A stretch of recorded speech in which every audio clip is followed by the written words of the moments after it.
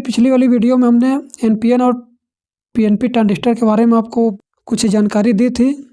आज की वीडियो में दोस्तों हम इसको इस सर्किट के माध्यम से थोड़ा सा समझाने की कोशिश करते हैं ताकि आपको एनपीएन और पीएनपी ट्रांजिस्टर के बारे में जो डाउट है वो क्लियर हो जाए।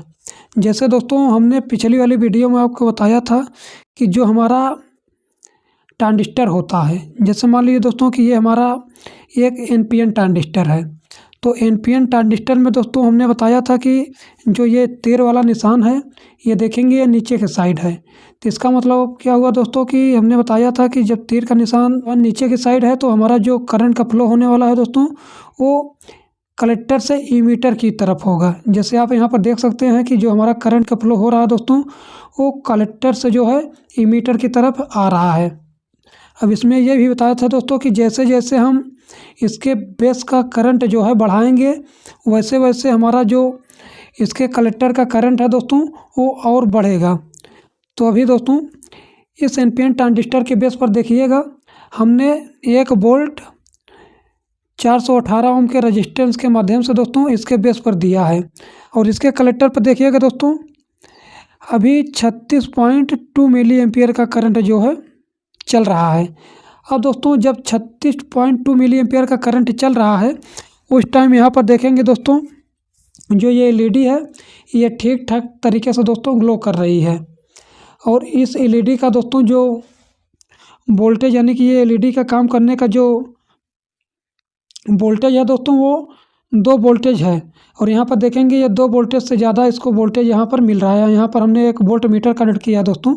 यहाँ पर देखेंगे ये एलईडी के पास दोस्तों 2.06 वोल्टेज जो है इस एलईडी को मिल रहा है। अब दोस्तों जैसे ही हम इसके बेस का करंट को और कम करेंगे, जैसे अभी 362 माइक्रो एम्पियर करंट है दोस्तों, अगर इसको और कम करेंगे तो आप देखिएगा दोस्तों यहाँ पर जो 36.2 मिली एम्पियर का करंट दोस्तों चल रहा है ये और कम हो जाएगा। तो इस करंट को दोस्तों हम कैसे कम करेंगे, जब इसके रेजिस्टेंस को हम और बढ़ाएंगे दोस्तों तो हमारा जो करंट का फ्लो है दोस्तों और कम हो जाएगा यहाँ बेस पर। जब बेस का करंट का फ्लो कम हो जाएगा दोस्तों तो हमारा जो यहाँ पर कलेक्टर का करंट है दोस्तों ये भी देखिएगा कम हो जाएगा। और यहाँ पर देख रहे हैं जो हमारी एलईडी है दोस्तों ये स्लो हो जाएगी जलना। तो इस रेजिस्टेंस का दोस्तों वैल्यू हम और बढ़ाते हैं।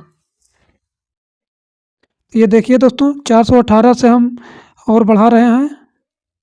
यहाँ पर देखिएगा दोस्तों जैसे जैसे इसके रेजिस्टेंस की वैल्यू को बढ़ा रहे हैं दोस्तों ये एलईडी पर ध्यान दीजिएगा, एलईडी हमारी कम जलना शुरू हो गई है दोस्तों। ये देखिएगा दोस्तों अब यहाँ पर हमने इस रेजिस्टेंस की वैल्यू को दोस्तों 4 किलो ओम कर दिया है।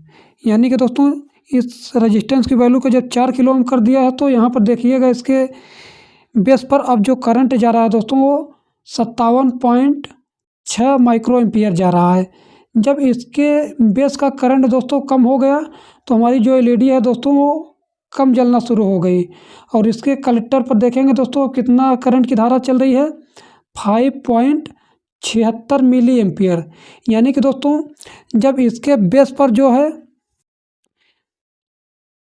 366 माइक्रो एम्पियर का करंट चल रहा था तो इसके कलेक्टर पर कितना करंट था दोस्तों 36.2 मिली एम्पियर का। अब दोस्तों जैसे ही हम इसके रेजिस्टेंस की वैल्यू बढ़ा दिए इसके बेस पर जो है 57.6 माइक्रो एम्पियर का करंट जाने लगा। तो अब इसके कलेक्टर का करंट जो है दोस्तों 5.76 मिली एम्पियर हो गया, यानी कि दोस्तों कम हो गया।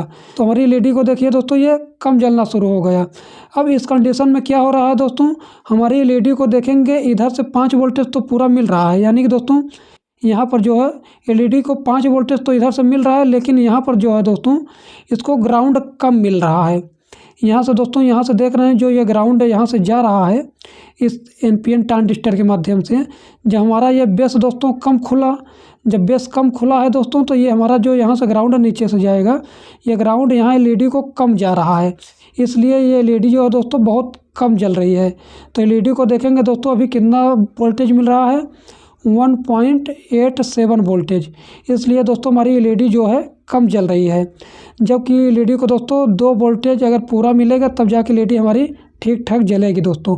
अब फिर से देखिएगा दोस्तों, जैसे ही हम इसके रेजिस्टेंस की वैल्यू को कम करेंगे, हमारी एलईडी जो है दोस्तों जलने लगेगी फिर से। अब देखिएगा दोस्तों, जैसे जैसे रेजिस्टेंस की वैल्यू कम कर रहे हैं, एलईडी हमारी फिर से जलने लगी है। अब ये देखिए दोस्तों,